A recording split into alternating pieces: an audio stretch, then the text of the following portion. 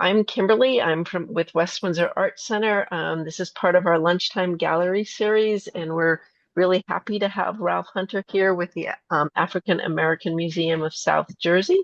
Ralph, I'm going to turn it over to you. Hi, I welcome you to the African American Heritage Museum of Southern New Jersey.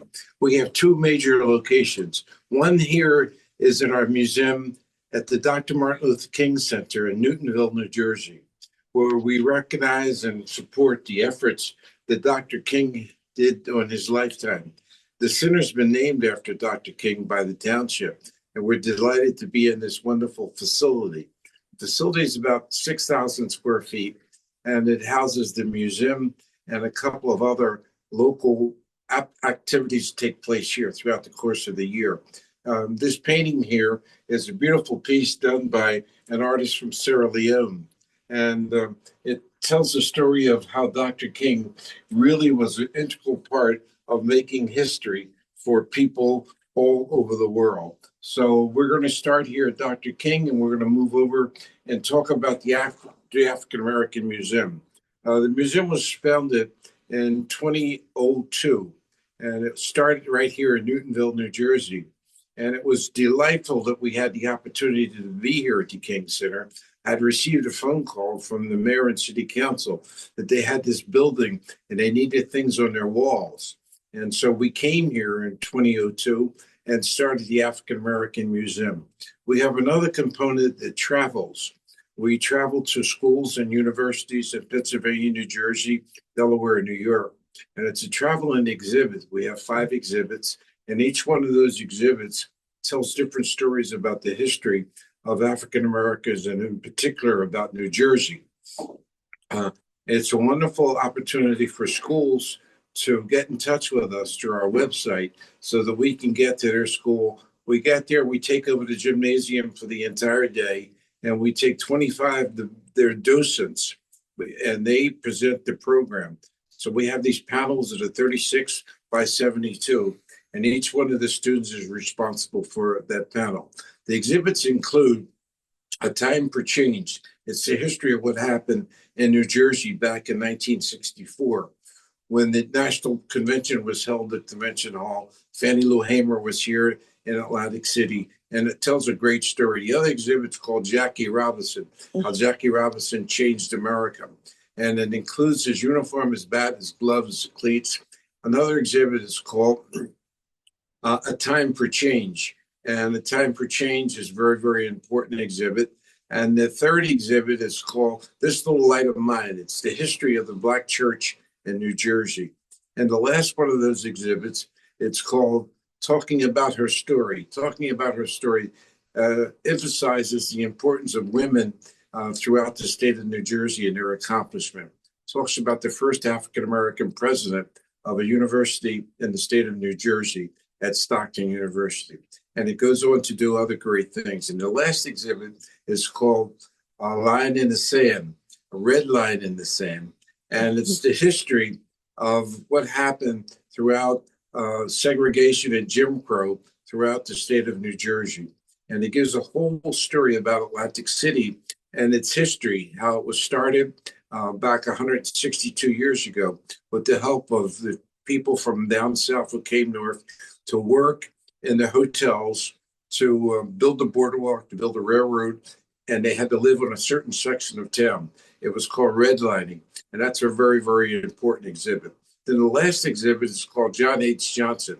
It's the history of a magazine called Jet, Ebony, and Negro Digest magazines, and that's a wonderful exhibit as well. All these exhibits are available to come to your school or your university in those 4 states that we talked about earlier. So the museum in Atlantic City was started some 11 years ago, and it's located at Stockton's Art Garage. It's at Mississippi and Fairmount Avenue in Atlantic City. And that exhibit is really, really quite interesting because we tell the story of what happened with all kinds of folks of color. It's called Stereotypes. And the Stereotypes exhibit explains Angel Mama, Little Black Sambo, and all of those kinds of characters that were perpetrated on folks back in the early days, back in the 20s and 30s. So right now, I'm going to turn this over to my distinguished curator, Gabrielle Peterson, who put together an exhibit here, and it's about quilts, and it's the history of quilting by fine quilters and doll makers.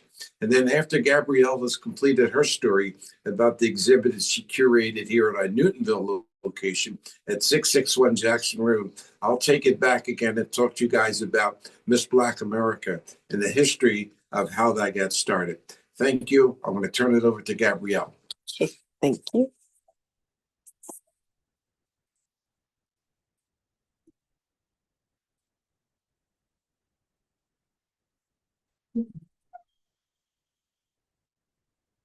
Right now, I'd like to introduce you to Gabrielle Peterson. She's a young, beautiful, talented, and she's an artist. And we're delighted to have her here representing the African American Museum. Gabby, you want to start talking about your exhibit and what brought you to the museum and how you got involved here? Absolutely. So this is actually a very special space, the Dr. Martin Luther King Jr. Center. And I initially came here for a Juneteenth celebration, which honored the work of Doris Fox, who is a late New Jersey artist. She's worked here, she's sold her art here, but the African American Heritage Museum of Southern New Jersey uniquely has her entire collection. They have paintings of scenes from nature, still lives, and even some of her dolls on display. And so the opening was Juneteenth. I came to visit and I got involved in the museum after that, worked on an exhibition called Jersey Gents, which is currently in Atlantic City now at the Noyes Arts Garage. It features the work of Dr. Garrick, who painted the Martin Luther King back there, as well as other artists who have worked individually and together. But right now, through March 31st, we actually have in our image, Crafting Black Heritage and Culture Through Mixed Media. And it's a really special exhibition of 26 artisans from the Delaware Valley.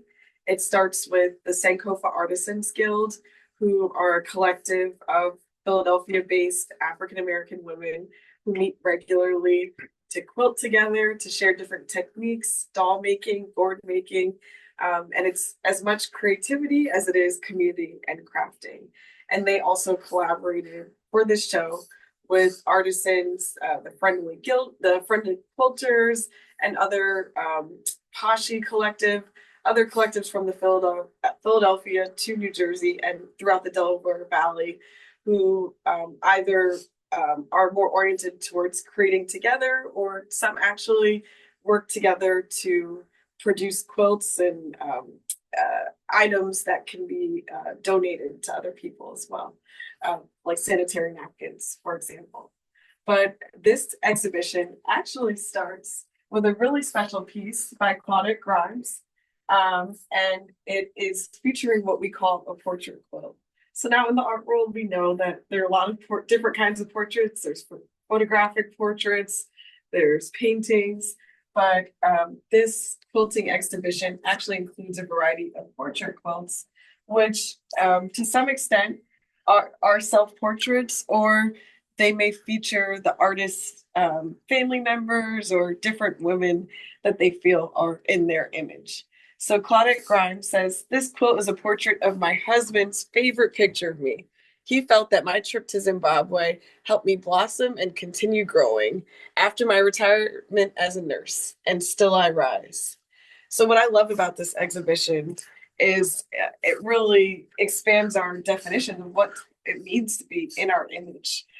There's a literal image of the self-portraits, but there's also in our image reflected through history, which I think is a really special ode to what we do at this museum, whether we have traveling exhibitions or our exhibitions that we have either at the Dr. Martin Luther King Jr. Center or in Atlantic City. We really feature a level of living Black history. So as we go through this exhibition, we'll see not only personal imagery, but we'll also see things that reflect the larger Black community's history as it extends from the Delaware Valley and is represented through these pieces. In addition to the quilts, and even the sweater that Miss Claudette Grimes had, we have a display of dolls. Some of the artisans, they've worked together in workshops, but they've also had like teaching sessions too. These dolls, one for example, created by Gloria Gramage Davis, is actually in collaboration with another artist, Tia Miles, as well.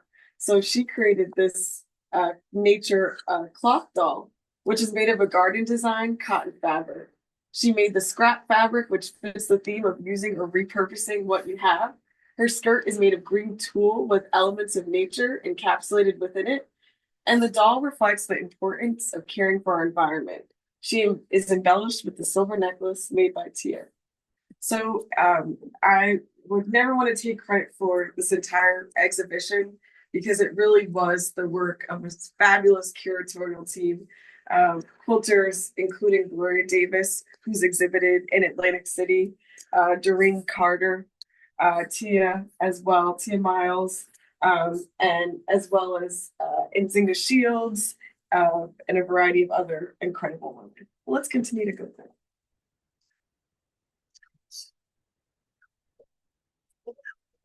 So our quilts, like I said, some of them are self-portraits, but some of them also represent historic figures. So Nzinga Brenda Shields, she represented George Hayes, who's a medical doctor in the Philadelphia area, through this quilt. And he actually came to our opening reception.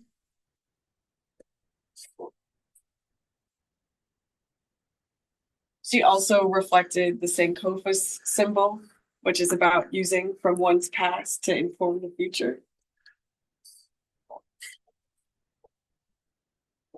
And then beyond the self, she also highlighted showrooms, variety of different women, either shown in picture or in beautiful embroidery. Coretta Scott King, for example, is featured on this as well. So our quilts have a range of different sizes. So you see, you have them that are like 50 inches by 33, for example. And then we have a lot of full-length quilts by Doreen Smollett, for example. Doreen Sullivan, sorry. Sisters on the Moon. They use different patterns, different fabrics, and some were created in workshops. And some they've exchanged materials and techniques together. So in a variety of ways, the inner image not only reflects physical images, but also just the way they represent their history and their collectivity. Continue.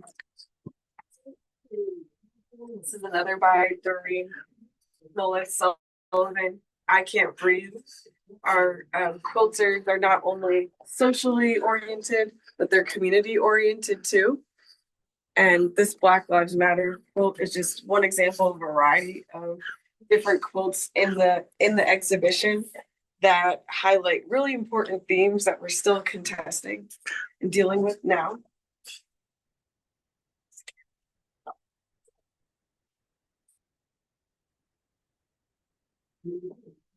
There's wall hangings as well.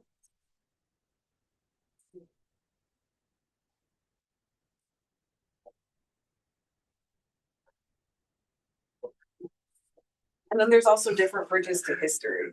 So we have a couple of different quilters or artisans who wanted to highlight Harriet Tubman. And I love that because there's so many connections between quilting, Black history, and the Underground Railroad.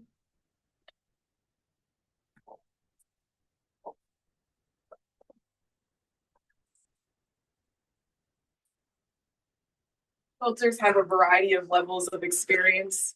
Some have quilted for years, and for some, like Michelle Kelly, this portrait of her mother was the first quilt that she made and finished.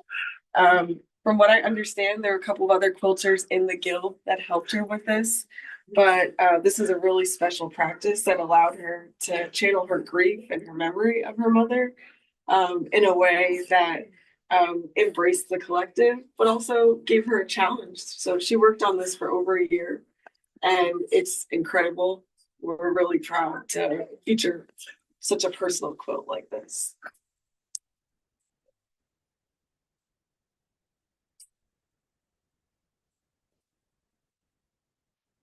So then as we transition into the next room, I wanted to lastly highlight, as also a little bit of a advertisement. We are having an upcoming lecture with Cassandra Gunkel, who was also on the curatorial team.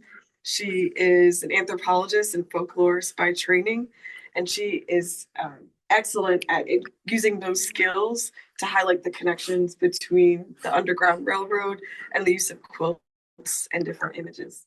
So Darlene Parker's quilts, she has a variety in this series of the Underground Railroad, which kind of elucidates some of the symbols that were used in the Underground Railroad that have also been featured on quilts. So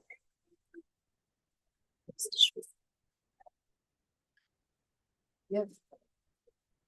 So then Maisha Ongoza, she is one of the people that expands this historic tribute that these quilts are showing, not only from the US context, but to the African context and even Afrocentric context. She has a beautiful mixed media quilt, the African Mask here. And then she also has the Odunde Festival, which if you guys are familiar with Philadelphia area, they have this every summertime. She highlights the Serengeti sunset with these beautiful orange colors, textures, the shapes of the animals.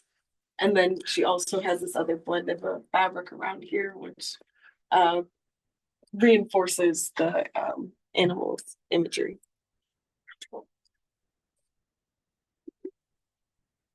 Her collection ends with a piece or two pieces. One of them is Nina Simone's For Women. So it incorporates musical themes. And it also, I believe, is a really great way of highlighting that history as well that Nina Simone covers. And then she has her own tribute to Harriet Tubman here as well.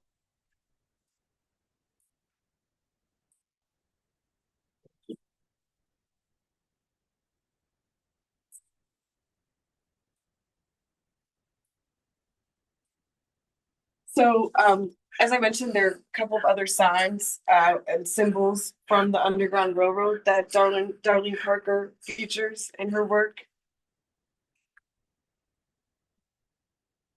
And this piece is actually called Hidden in Plain View, or Through the Trees to Freedom. And she actually has a fabric that highlights the trees,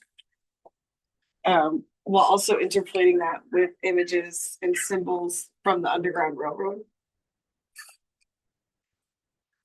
And then we have these pieces by Cassandra Gunkel here.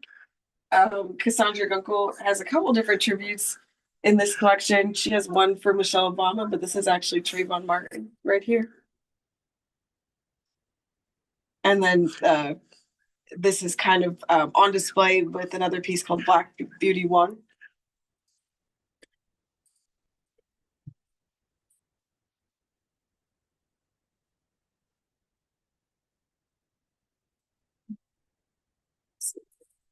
So Monica Davis, and this is another Darlene Parker as well.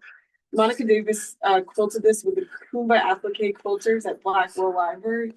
So these quilting guilds, they met in different spaces. A lot of them meet on Zoom, just like us. But some of them have met in libraries throughout the Philadelphia area. It features kente and different kinds of African fabrics, blended with beautiful embroidery and stitching skills.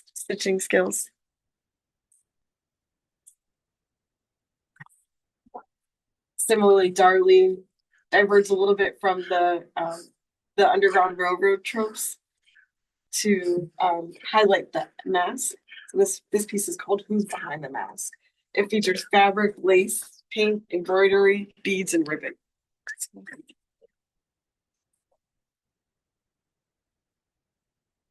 So as we shift down this hallway, there are a lot of different Afrocentric themes. There's also other themes that connect technique and works from different geographic contexts as well. Adrienne Jessup's has a bamboo zebra. She works on a smaller canvas, but makes up for the size with lots of detail, lots of different kinds of materials. This bamboo zebra actually features paper, bamboo, and cloth. There's African Queen, and then Cassandra Gogo has part 2 of her Black Beauty piece here. Adrienne Jessup's also really has some really great embroidery and stitching techniques that are featured in this piece, The Happy Hippo, Dresden Gardens, which also has a couple of beads on it as well. This is one of a few that take on that circular shape within the square canvas frame. This is Cassandra Gunkel's Michelle Obama piece as well.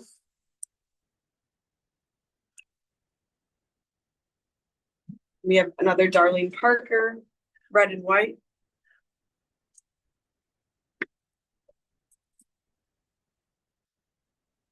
Adrienne Jessup's has another one called The African Lady.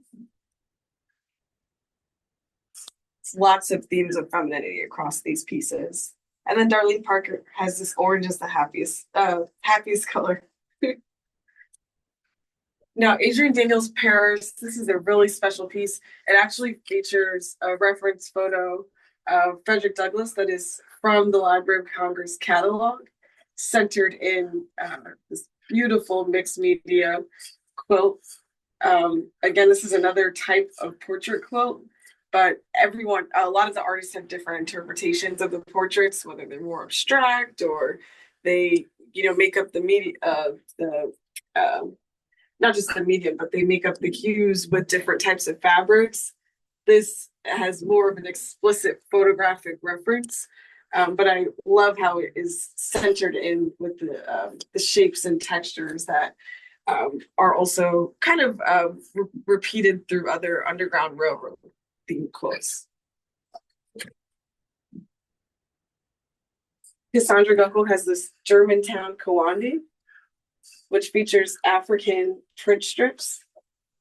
And these Kawandi pieces are really significant because basically with this technique, they usually sew the flowers on the piece at the end when it's finished.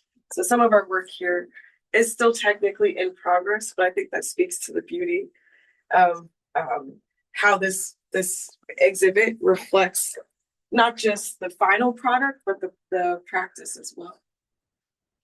So Adrienne Jessup's, she also uses this Kawandi. So these are the flowers in the corner. And just to give you a little bit more context, the Kawandi is a style used by East Indian women. Kawandi actually means quilt. It is hand quilted using scraps and embroidered on top of the quilting. Small triangles of fabric in each corner are called pula, which means flower. A Kawandi is not finished until the flowers are sewn on. Cassandra Gunkel had another piece here.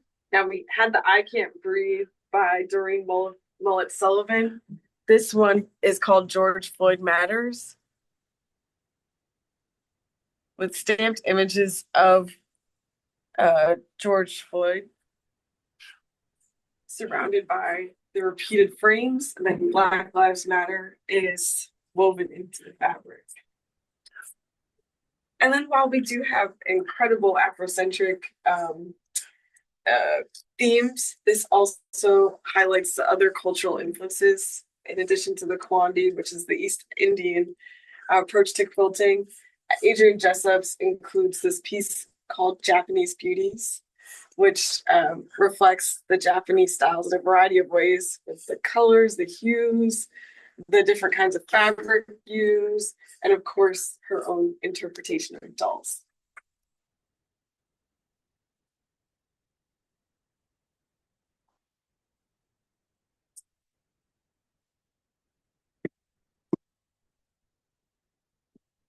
So Joan Rayner was very intentional about highlighting themes of playfulness in her quilts. She has the dancing ladies here, which has different ballerinas that she incorporated their ballerinas of color significantly because there is a deep history of Black women in dance, but they're not always featured. So this themes of playfulness and gardens are really intentional, considering some of the heavy things we talk about as we engage in these quilting processes and even in the display of them. The in the garden features buttons that add another layer of color, texture, but just also emphasize like the childlike playfulness as well.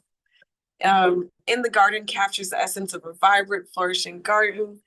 The buttons symbolize the presence of bugs, and the butterflies are delicately hand-sewn, adding charm and whimsy to the quilt. This quilt is actually even longer than featured here. But this is another important piece, pinwheels. It's a joyful tribute to the simple pleasure of childhood play. The quilt features cutout pinwheel shapes pieced together on a sewing machine to create a fun and lively design. Excellent. So then our subsequent walls includes more of our portrait quilts. We have Gloria Greer, who represented her grandmother, Essie Mae Russell. Grandma's Grace quilt. We have Cassandra Gunkel, who highlighted In My Girlish Days. This is based on an image of Cassandra when she was younger. Still has a signature shortcut, but you see her outfit and her earrings are also really important parts of her imagery. We have Wendy Burton's Ken Skip Burton as well here. And then Monica Davis, this self-portrait is really beautiful. She was very intentional about incorporating green. It pays homage to her grandmother and her son. This piece incorporates pops of multi-bright colors to depict her colorful and lively personality.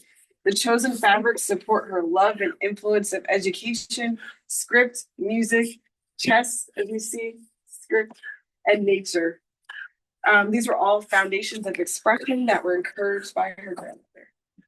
And then we have Pam Ham with her noonie. It's an image of a grandmother. What I love about this is she actually incorporates some religious themes as well. So I know, everyone's portrait, whether it's of their grandmother or their mother, highlights different aspects of these of the women in their lives.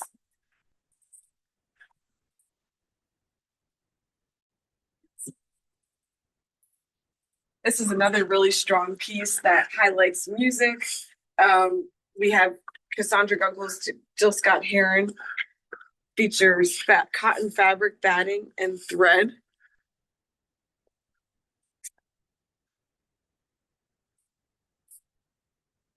And then Barbara McCowell has the African Queen. She has the African Queen. The quilt is a quilter's interpretation of the dress by Laura Haim.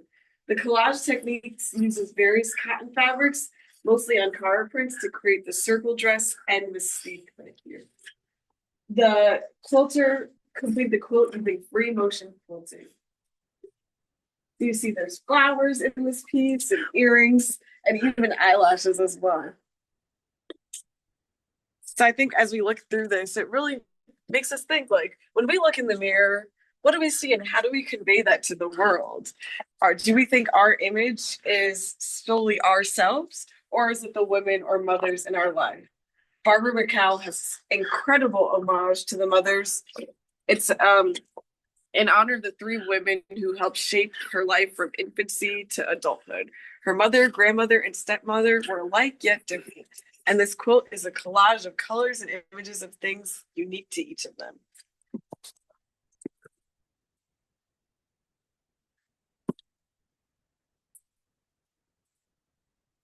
And then Asaki Denise Jones, similar to Nzinga Brenda Shields, really navigates themes of sisterhood, motherhood as well.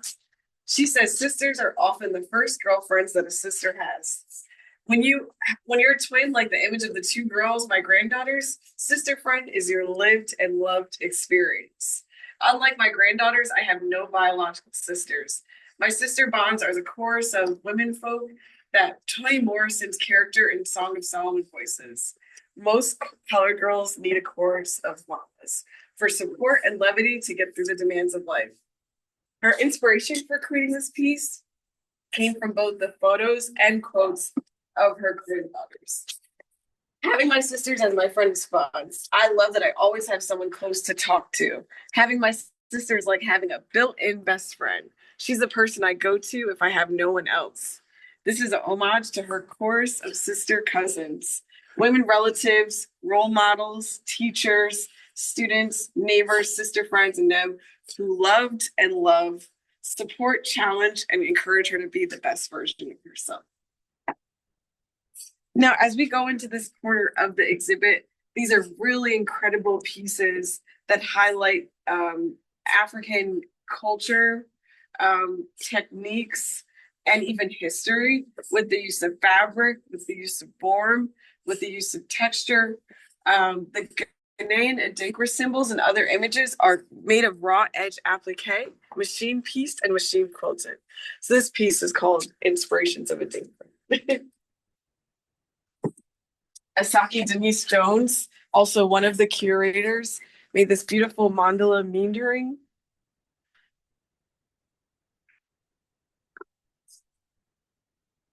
She says the intention was to create from the center, a sacred center. We have African dreams here as well. And then African Queen.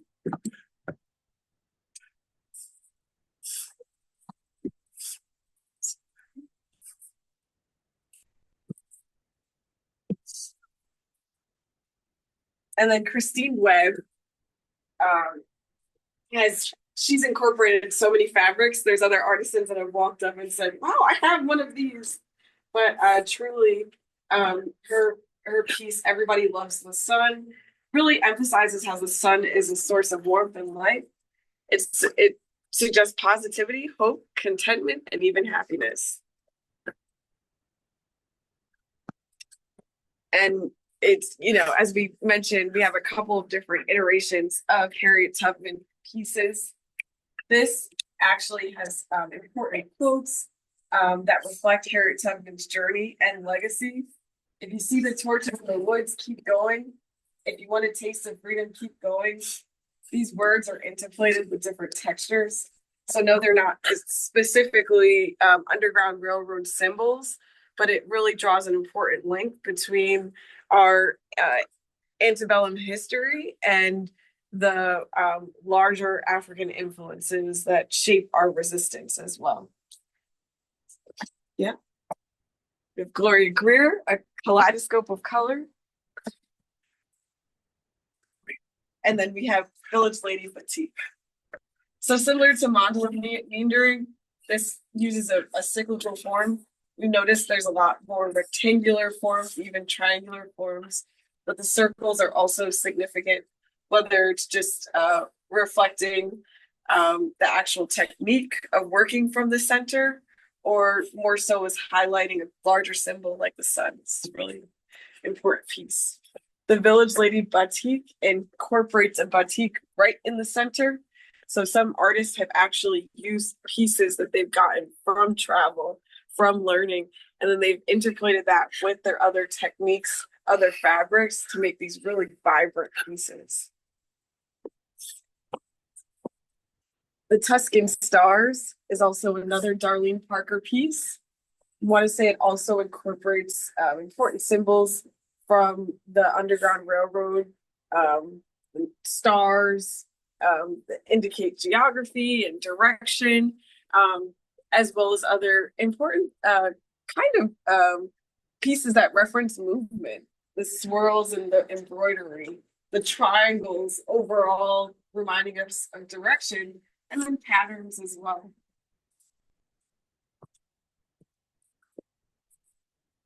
And then we end the quilting part of the exhibition with two pieces by Julie Simmons.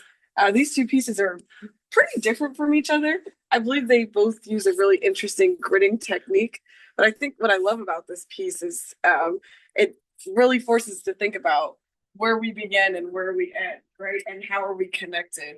And I love the fact that this is one of the ways we wrap up this exhibition because there are so many different important threads that connect the quilts here, but largely beyond the physical threads of the connectivity of history, of culture that is put into practice through the act of maintaining a guild.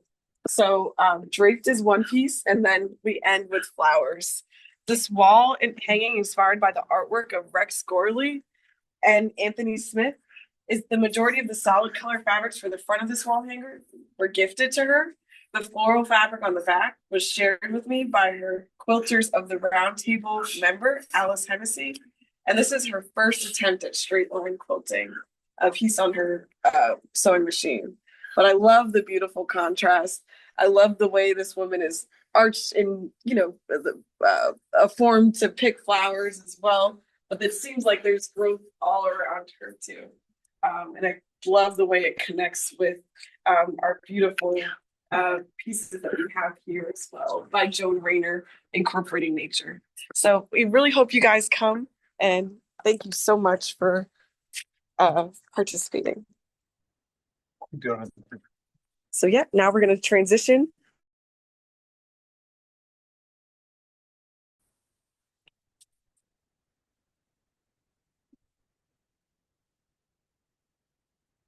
Hello, once again. It's me. You got me back. We're going to talk about Miss Black America. In 1921, they held the first Miss Black America pageant in Atlantic City. It was fantastic. And the reason for holding the convention was to prolong the season for additional 2 weeks while the summer season rolled down at Labor Day. So they put the people in and they did the Miss America pageant. But they had a problem with the pageant when it came to people of color, because rule number 7 of the Miss America pageant states you have to be a good health and of the white race to be a candidate for Miss America. So a man comes to Atlantic City back in 1968. His name was Johnson. And when he arrived in Atlantic City, he found that there was no possibility for Blacks to be part of this Miss America pageant. So he started the first Miss Black America pageant in 1968. Cost $27 for 3 nights, including the lodging and the show. But they crowned the first Miss Black America at that convention and that show. It was held at the same time that the white convention was going on at Boardwalk Hall. This was over at the Ritz-Carlton Hotel, where it was held in 1968. And so at that time, it was very fortunate that they were able to crown the first Miss Black America. So a young lady who's 17 years old, she's in school in Tennessee, and she sees that there's a Miss Black America pageant, and she wants to be Miss Black America. So what does she do? She runs for her local county pageant. She wins that. She wins the state pageant for Miss Black America. And then in 1971, she's invited to come to Atlantic City representing Miss Tennessee. Now, my question to you and your audience is, who do you think this young lady was? Or is? She's still alive today. She has some cha-ching, which is money. She has a lot of fame, and her partner's name is Stead. And to finish that off, not only calling him Stead, but those of you who can get who she is, it will be fantastic. And the last clue to this young lady, who she would say, you get a car, you get a car, you get a car. Now everyone in my listening audience knows who she is. Now, this is an exhibit that was put together for Miss White America back in the 70s. It was at Boardwalk Hall. It was put together by an artist out of Philadelphia. And he put it together for, he had a contract to put it together for Miss America. But what we did, we found him later on in life, and we asked him about the exhibit. He said he still had it. And I said to him, we'd like to convert that exhibit from Miss America to Miss Black America. So we had some interns at the museum for a whole summer, and they converted the Miss White America to Miss Black America. And this is the exhibit that you see right here. So it also talks about who Miss America The first Miss America was Vanessa Williams, and Vanessa Williams went on to do great things, and they crowned three other Miss Black Americas thereafter. But this is the exhibit. It's really, really fantastic. It tells the story of Blacks who went on to become candidates for Miss America. It's really, really an amazing exhibit. It was put together with old cigar boxes. And he took these boards and put together a camera. It's really, really amazing if you just take a look at this here, how important this is to have the opportunity to talk about Miss Black America. Now, this exhibit will be on display until the end of September here in Atlantic City, not Atlantic City, excuse me, Newtonville. And I want you guys all to come out and take a look at it because it's really, really, really amazing. And it features on this one here, this young lady that we talked about. In 1971, she was Miss Black Tennessee. If you're going to look at, this was a bird cage that was converted from cigar boxes. This is the gentleman who started the Miss Black America pageant, Mr. Anderson. And if you look inside, you can see Mr. Black America, who put the exhibit together. But it's really, really finite the way it comes together. And if you look at this panel over here, this panel here tells you about Miss Black America, and the picture, you can get a little closer there and get that picture of Oprah at 17 years old. And it tells a story about Miss Black America. And if we look on the other side over here, we'll see more features. This is Vanessa Williams here, and this one here. And of course, this is Suzette Charles and Debbie Turner. They were all Miss America for their Miss America pageant. But he had a great idea of taking an old buggy carriage, an old another baby carriage, and taking a camera over here and turning that into a work of art by putting all of these people of color on the boardwalk. And you can see this film strip down here, different ones, the different Miss Black Americas as it comes down. But he used some great props in putting it together. If you get the bottom of that stand there, it's just really incredible. And over here, he had put together a piece about folks in Atlantic City for the pageant, Miss America pageant. Wow. And we were able to convert this here to a pier. It's an old wooden awning board that sets up as a pier, like the steeplechase pier, the garden pier. And what happened, we were able to convert it so we could tell the story about Kentucky Avenue. Kentucky Avenue was part of the Red Line District. People of color put together their own restaurants, their hotels, and their cab companies and all that. And they had all this wonderful thing. It was called the Club Harlem, was the real place where people went. They came from all over the country, the East Coast, to see Black entertainment at the Club Harlem. So you can see and hear all of these folks here are now on Kentucky Avenue. This over here is the Club Harlem. That's Sap's Barbecue. That's Seabreeze Cab Company. Grace's Little Belmont. Over here is the Fishery and all the other places that were in business at that time, back in the 30s, 40s, and 50s. So if you stand back and take a look at that, you'll have an opportunity to see what Atlantic cities look like. Now, this is a piece here of Atlantic City's north side. This is how this was converted from the old one into this one here by having these photos of Kentucky Avenue and having the interns work on this project. So I want you guys to also take a look at one more thing we have in here. And this is called Shona Stone. These are wonderful works of art that we have at the museum. Each one of these pieces weigh about 500-600 pounds, and they're all carved from stone from Africa. So this is the headless lady. This one over here is the queen. It's just, like, once again, it's stone, and it's really, really heavy, and it's really part of the museum's permanent exhibit. This is the lady carved here, this piece here, and this is with 5 faces. You have to look into the pieces to get it. You can see the embrace here. It's just really, really incredible. So as we look down further down the line, you can see this lady here now bending over another one over here. The exhibit is really, really amazing because we tell the story so folks can come and understand the importance of what took place here in America and the artifacts that we have. We started off with less than 10,000 items. Now we have 33,000 items in our artifacts. Right here, you're going to see some mask on the wall in this exhibit, piece of kente cloth, a Shona stool. You're going to see these wonderful horns that you hear. This is a mask here with 100 carvings in it. Each one of these faces is another warrior. It's really an amazing piece. You can see over here, listen to the drum. And this piece here I want to talk about really, really closely because this one here was dear to my heart. I had gone to Africa. When I got to Africa, I fell in love with it. It was about 25 years ago. And I had a pair of Tim's boots on. And the guy who was running the hotel, who was the manager, had this sitting on his desk in his office. So I fell in love with it when I first went into the office. And I says, man, I love that. He says, man, I love those Tims. I said, how much do you love these Tims that I'm wearing? And he says, a lot. I said, you see that statue sitting on your desk right there? I trade you for my Tims. I took off my shoes and gave him my shoes, and he gave me the statue. I put it in my suitcase, and I brought it back. It's all carved from one piece of wood. And if you look at it carefully, you can see the Rodin thinker. He's the thinker, is what it's carved to be. And that's what drew my fascination and my attention to the piece. It's all carved from one piece of wood. Ooh. Yeah.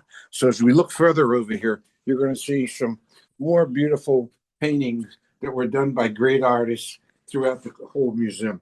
And we have walls and walls and walls of great history talking about what took place here in America. And our art industry, from people of color, is truly a fascinating experience for me to be able to tell the story about artists. Now, what makes our museum better than everyone else's museum, and I have to take a little quiet tone to that when I say that, is that we give young up-and-coming artists the opportunity to showcase their goods. Normally, they'll come in and look at the museum and say, wow, I wish I could be in the museum. And I say, you can. So we have these exhibits. One is called Jersey Girls. It's going to take place here in April, and it has some 25 artists who normally would never have an opportunity to put a portfolio together to talk about their work. We don't care whether it's in a frame or out of a frame, as long as it's done from the heart and the spirit. Now, these kids go to school, they go to elementary school, junior high school, they start with drawing their pictures of their hands on a piece of paper, but some of these kids have these great minds and these opportunities. So it's incumbent upon small museums to give these here youngsters an opportunity to showcase their goods. You know, we've shown over 2,518 artists at our museums in the past 21 years. These are folks who went on to do great things. We have one artist, I'm wearing a jacket from him. His name is Quentin Green. And Quentin Green came to me one day and said, I'm an artist. Nobody will let me come into their gallery or their museum. I said, well, let's get started. And that's how the program got started. And it's been a real beacon for up-and-coming artists throughout New Jersey, Pennsylvania, and New York. So with that, I have my closing remarks. How are we doing on time? I think we might be ready for questions, but please. Okay, questions. No, do the closing remarks first. My closing remark. Come see us. We're located at 661 Jackson Road in Newtonville, New Jersey. It's in Camden County. It's off Highway 54, exit 27 of the Atlantic City Expressway. Our location in Atlantic City is 2200 Fairmount Avenue, and that's located at Stockton University's Arts Garage. We have a beautiful museum there as well. And there are other artists in that particular gallery. And Stockton has 3 galleries here. It's really, really amazing day trip to come down and check us out. And if you spend $40 at our museum in Atlantic City, parking is free. So that's a nice thing to let you guys know. Very impressive. I appreciate all the work you guys did to be able to present this to us. I'm so glad that we were able to have you here. So a big shout out and a big thank you to all of you. And I thank our attendees for coming in and joining the session. Do it. Thank you for having us. We really appreciate the opportunity to share a little bit of our collection and our work with you all, and welcome any of you who have any further questions or would like to come visit.